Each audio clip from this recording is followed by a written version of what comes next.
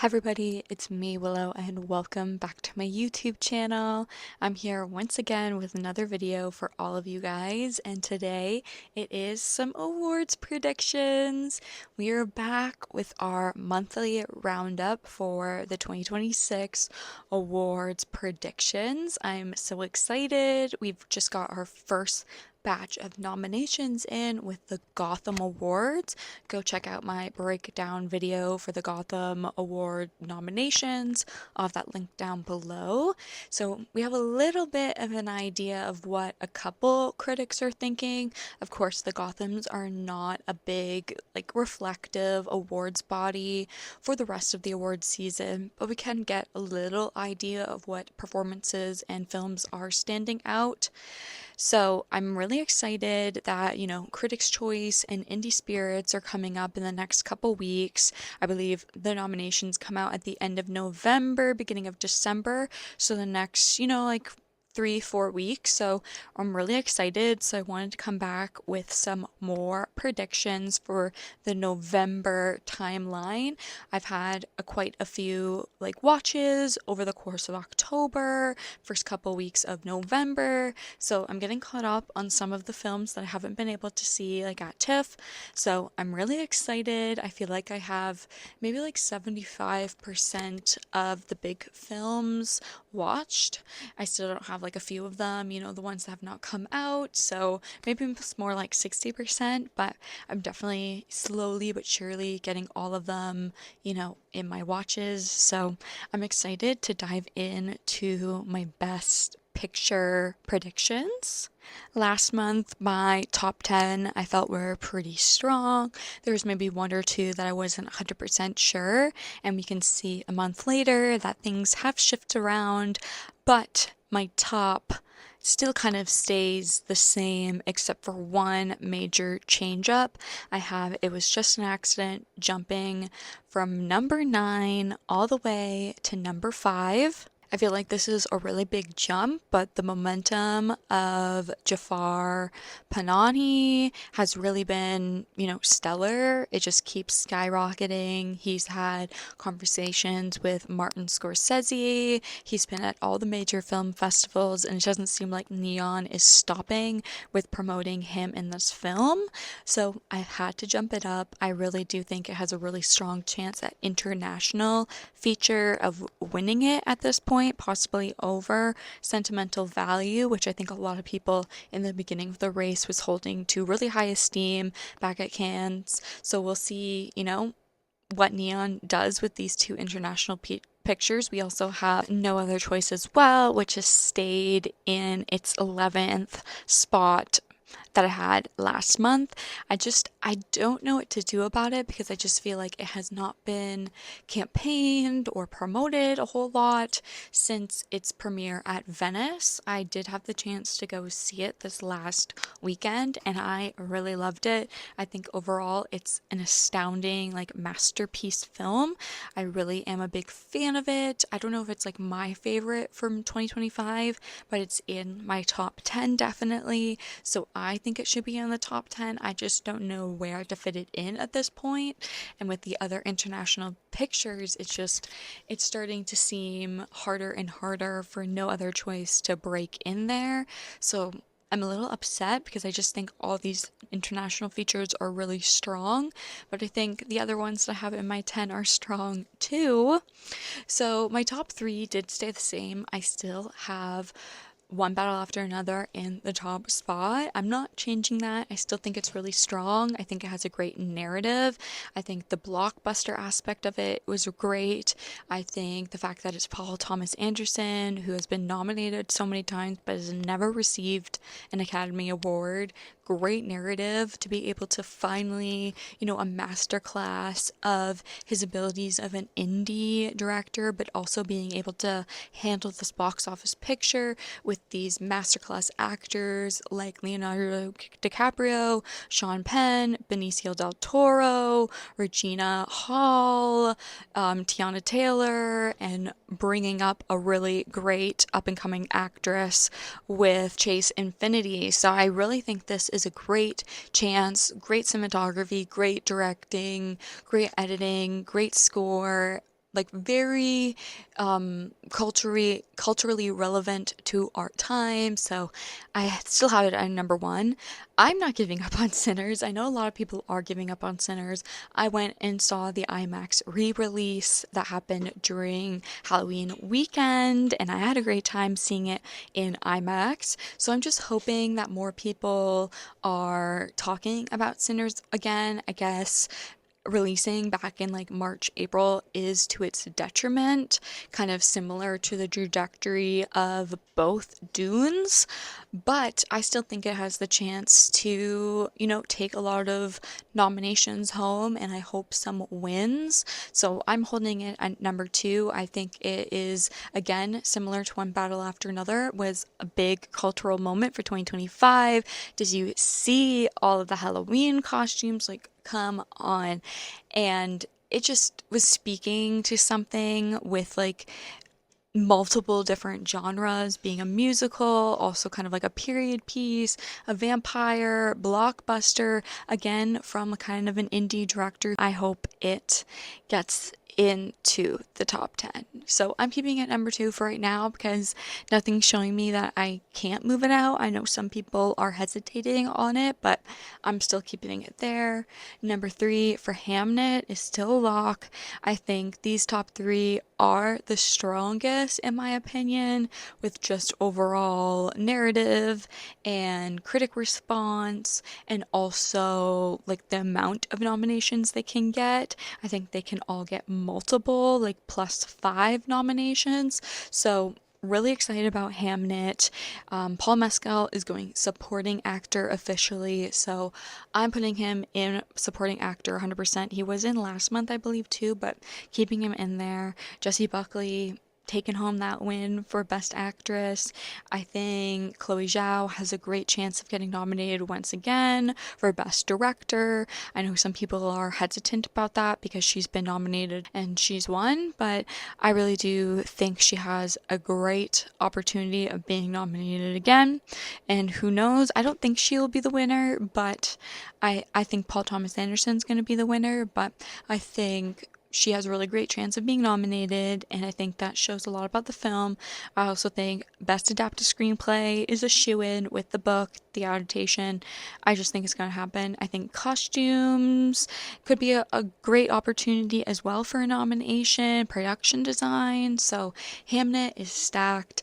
Once it comes out this month for American Thanksgiving, I think a lot more talk is going to happen about the film. I think like our parents and our grandparents are going to be talking about it, and then the younger generation, like people my age, are going to be talking about it because of Paul Mescal and Jessie Buckley. So I'm really excited. I also think Jacob Jupe has a great chance of getting some more recognition. I know some people are putting him in supporting actor, but I think they're putting him in supporting actor. I'm not supporting him in there, like on the cusp or something, but I'm not for now. But I think he does have a good chance of getting a lot more recognition and maybe getting in some more projects. So these top three, I'm feeling really good. One Ball After Another, Sinners, and Hamnet.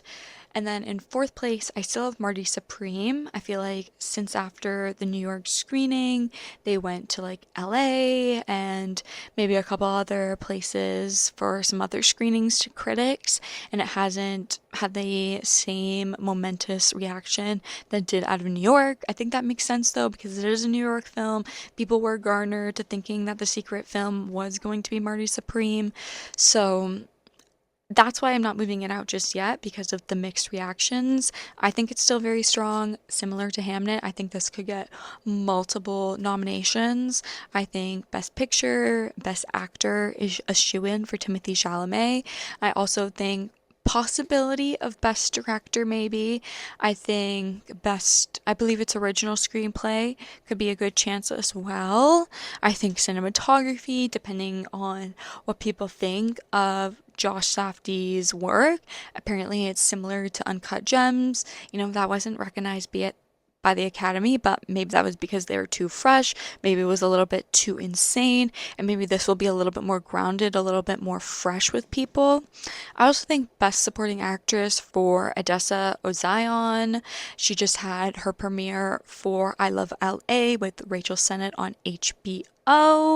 Love her in that, so I'm excited to see her in Marty Supreme. And we also have Gwyneth Paltrow, who has a history with the Academy, hasn't been recognized in a long time, so she has a strong narrative. So, really good multiple plays for nominations and wins from Marty Supreme. So, my top five, I'm feeling really, really good about it. And then top six, I'm feeling, hesitant. I have taken Springsteen Deliver Me From Nowhere out, and I've put Avatar back in because I felt like last month I was saying I don't want to doubt James Cameron, and after seeing Springsteen Deliver Me From Nowhere, I'm happy to take that movie out and to put Avatar back in because I feel like we shouldn't doubt James Cameron. So, and with the negative reactions and poor box office to Springsteen, it's just, I think it makes more sense to put Avatar back in, especially because nobody's seen it, has been recognized for the past two Avatars, so I feel like we have a good chance. Oh, it at number 8 just because I'm not 100% sure because I haven't seen the film yet. Similar to Avatar, Fire and Ash, I feel like they could get a good amount of nominations, but it's a possibility that they could get less nominations than they have garnered in the past. So I feel like Wicked and Fire and Ash at number 8 and 9 are good spots for them. And then I'm still holding on strong for The Testament of Anne Lee at number 10. I feel like I could switch it out for No Other Choice, J. Kelly, Begonia, If I Had Legs I'd Kick You, for other like narrative reasons, but I'm just going to hold it strong in there right now. It's not been released. It looks like they're going to put out some teasers in the next day or so, I'm hoping.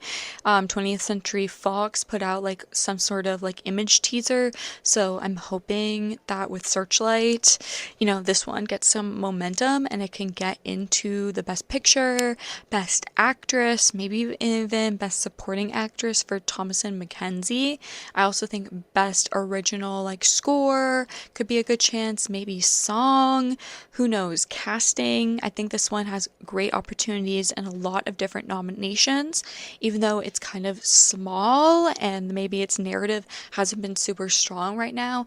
I think it can really pick up momentum and maybe have a similar trajectory to The Zone of Interest, where it came out late December and it gained a lot of momentum in the early 2026 from like January, February, March. Also kind of similar to I'm Still Here last year in the months leading up, and also had a good boost with the fires that happened last year. So voting got extended, so that kind of also helped with I'm Still Here. But I do think The Testament of Anne Lee has some good bones, and I think it's going to be able to get there.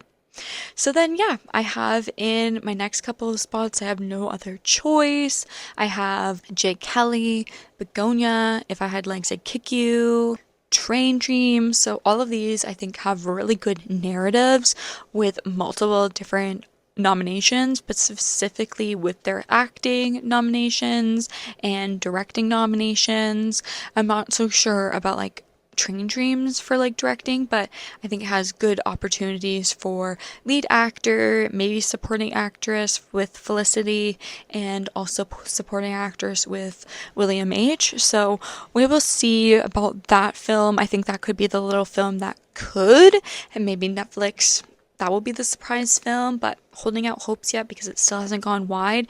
It's coming out this week. I think it's opening like today actually as I'm filming this. So we will see what the critic response and general public response is to it. And then when it goes on Netflix, I think at the end of the month or first week of December, we'll see what people say. I really loved Begonia. I have a review. Go check it out. It'll be linked down below. I really do love Jesse and Emma in it. I've taken Emma out just because I'm not 100% sure, even though she was like my favorite over Jesse and her.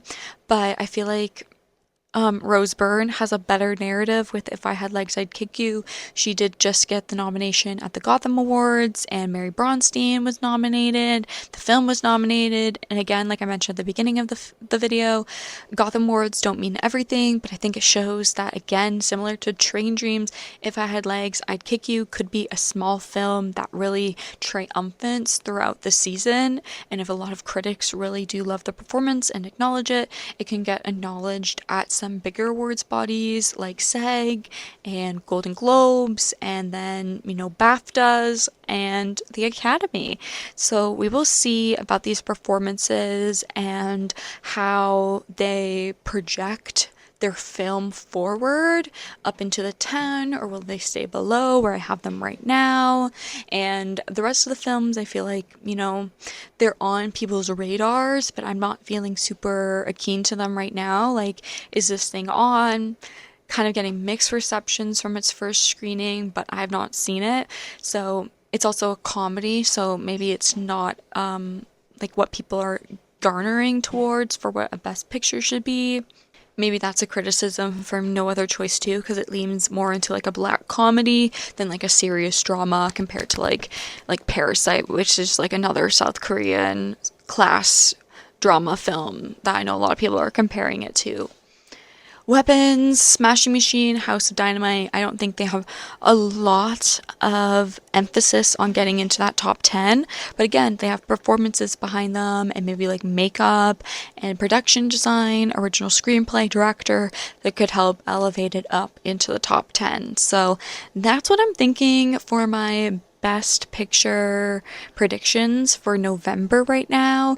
I do feel really good about the top 5, and then my top maybe 6 to 10. I'm feeling good about them, but I think they could be interchangeable, and maybe 1 or 2 out of the 10 could work their way in. I just find it really hard to try and make the decision because I do think Wicked for Good could possibly get axed, and something else like J. Kelly or Begonia could push its way in, just because it's really odd for films to be nominated back to back in the same, back to back years.